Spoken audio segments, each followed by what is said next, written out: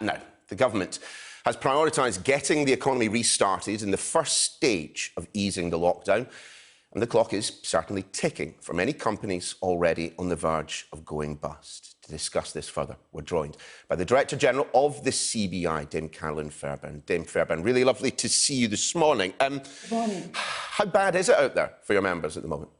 I think it is really tough. I mean, we have seen the furlough working well, so we've got 7.5 million jobs currently protected. But I think where businesses are now is thinking about how we protect those jobs for the future. And that is about a cautious, careful restart.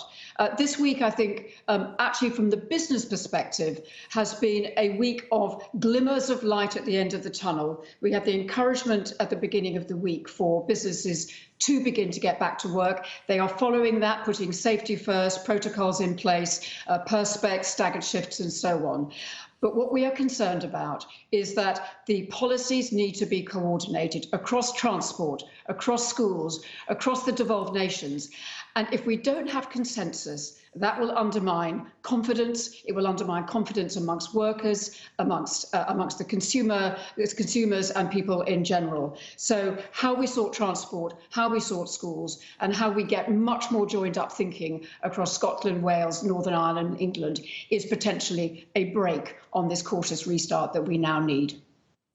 As you say, glimmers of light for some of your members, perhaps many of your members. One does wonder, though, given this week there has been so much talk about whether or not the government advice has been straightforward, whether or not it's been confusing. I mean, what are your members telling you about the detail? Do they have the granularity that they need to be able to get back to work? Well, interestingly, I think in general, the guidance has worked well and it does give a level. I mean, what businesses are saying is they want flexibility within a framework, not too prescriptive because every business is different, but clarity around what social distancing does need to look like in different environments, how you do organise lifts in office buildings, for example. And that clarity has come through. And I think crucially, now, this was done with unions. And so that is working. And I think what we now want to see is that same kind of collaborative approach in transport. A lot of businesses are phoning me and saying, actually, our big worry is about how we get our employees to work safely. What happens if they can't? And they are looking to see that kind of collaboration. So we would like to see transport unions and the government come to an agreement. That isn't where we are now. The same thing on schools. We have many employees who are dependent on schools being open, particularly in retail. About 1.5 million non-food retail folk can't get back to work unless they have schools, primary schools open. We need that same kind of consensus building in other areas as well. A moment ago, you mentioned the role of transport and the transport sector in getting everyone back to work. I wonder what you think of the quarantine plans as outlined by the government. Perhaps 2 weeks if you arrive into the United Kingdom in quarantine before you can get out and about there.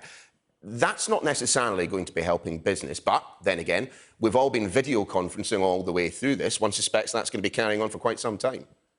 I have to say, I think aviation, getting people flying again would be an incredibly powerful boost to our economy. We're an island economy, we are service-based, we have engineers who are flying in and out of the country, fixing equipment. I've been hearing from businesses in aerospace, in manufacturing, who are really worried about this potential quarantine. So I think what we would like to see is an international standard, because at the moment you've got different countries doing different things, and that is very bad for global trade, as we were hearing earlier.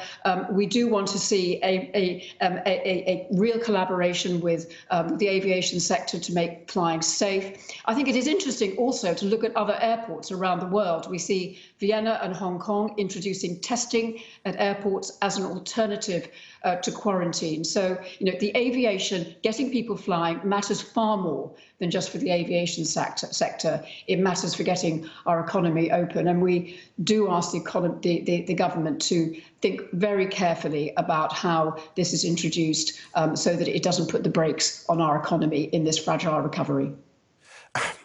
There was some fascinating research from the Federation of Small Businesses that you may have seen this week, that 1 in 3 of firms that have closed during the lockdown fear that they will never reopen. What can be done to help those businesses, which so often are described as the lifeblood, the backbone of our economy, and yet, you know, we're talking about thousands, tens of thousands of firms believing that in the not-too-distant future, the chances of them reopening are pretty much zero?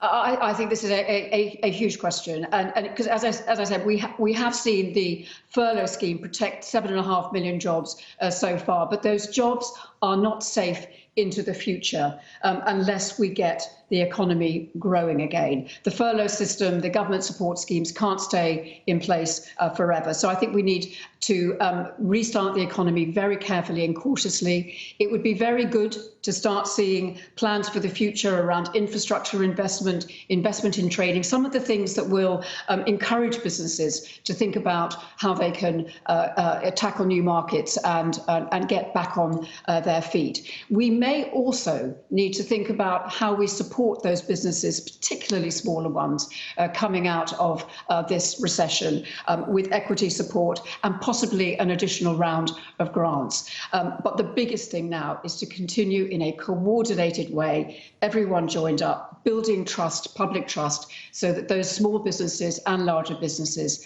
can open safely and we can get back to growth and save those jobs. What is your view, Dame Fairbairn, of the assertion that the government is more interested in the health of the economy than the health of the nation?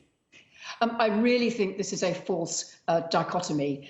You cannot have a strong economy without public safety. The worst thing that could happen would be another lockdown. These two objectives go hand in hand. And I think one of the things that we can draw real encouragement from is how businesses across the country are making their workplaces safe. I've seen example after example from supermarkets. Now we have garden centres, manufacturers. In fact, 60% of the economy has stayed open throughout this crisis, working in partnership with our employees and unions to stay open. We should not be seeing these two things in conflict. We must build a consensus going forwards about how we manage the two together. We will be living with the virus for a while, and we mustn't have these two in conflict. They go hand in hand. Carolyn Fairbairn, always good to talk. Do stay well. We'll see you again in the programme soon. Very much.